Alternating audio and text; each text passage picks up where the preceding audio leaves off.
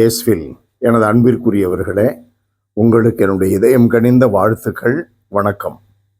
அன்பானவர்களே, இன்றைய நற்செய்தி பகுதி மத்தேயு நற்செய்தி 9வது அதிகாரம் 32 38.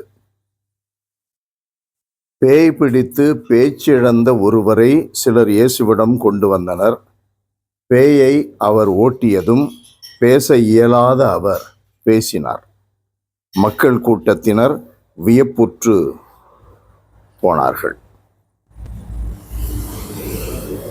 அன்பானவர்களே,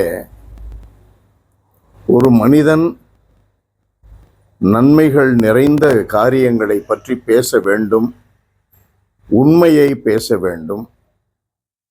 இந்த உலகில் ஒரு சாதாரண மனிதனாக அல்ல, தெய்வத்தை நோக்கி, தெய்வமாக மாறுவதை நோக்கி பயணம் செய்கிற ஒரு மனிதனாக இருக்க வேண்டும் என்றால், கடவுளை பிரதிபலிக்க வேண்டும் என்றால், மனித நேயம் உடையவனாக இருக்க வேண்டும் என்றால் அவன் இயேசுவிடம் வர வேண்டும், உண்மையிடம் வர வேண்டும்.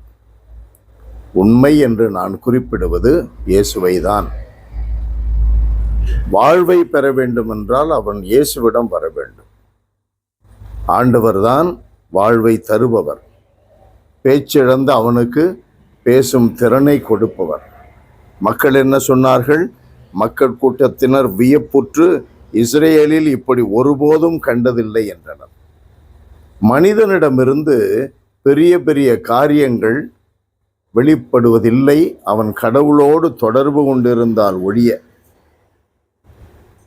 ஆகையினால் அவன் எந்த அளவிற்கு இறைவனோடு நெருங்கிய உறவு கொள்ளுகிறானோ அந்த அளவிற்கு வியப்புக்குரிய மனிதனாக இருப்பான். அதனால்தான் வசனம் சொல்லுகிறது, இது ஆண்டவருடைய செயல், நம் கண்களுக்கு வியப்பே. இன்றைய நற்செய்தியில இன்னும் ஒன்றை காணுகிறோம். இப்படி இவன் பேசிய பொழுது பரிசேயர்கள், இவன் பேய்களின் தலைவனை கொண்டு பேய்களை ஓட்டுகிறான் என்று சொன்னார்கள். என்ன செய்தாலும் அதில் குறை கண்டுபிடிக்கின்ற ஒரு குழு எப்பொழுதும் இருப்பார்கள். எல்லா ஊர்களிலும், எல்லா பங்குகளிலும், எல்லா அமைப்புகளிலும் குறை சொல்வதற்கென்றே சிலர் இருப்பார்கள். அவர்களுக்கு அந்த நன்மை கிடைத்து விட்டால் அதை பற்றி அவர்கள் வாய் பேச முடியாது. ஆனால் அந்த நன்மையை மற்றவர்கள் பெறும் பொழுது அவர்களால் தாங்கிக் கொள்ள முடியாது. பங்குகளிலே நாம் பார்க்கலாம், கல்வி உதவி தொகை பெறுவார்கள், அல்லது பள்ளியிலே சலுகை பெறுவார்கள், அல்லது பங்கிலே சில நன்மைகளை பெற்றுக்கொள்வார்கள். அவர்கள் பெறும் பொழுது வாய் திறக்க மாட்டார்கள். ஆனால் மற்றவர்களுக்கு அது கிடைக்கும் பொழுது தன்னுடைய காலம் நிறைவுற்று தங்களுக்கு எல்லாம் கிடைத்து விட்டது என்ற நிலை வரும் பொழுது அதை குறை சொல்வார்கள். மற்றவர்கள் பெறுவதை இவர்களால் தாங்கிக் கொள்ள முடியாது. எதிலும் குற்றம் கண்டுபிடிக்கின்ற மனிதன் இருக்கிறான் என்றால் அவனில் சாத்தான் இருக்கிறான். சாத்தானுடைய வேலை என்ன?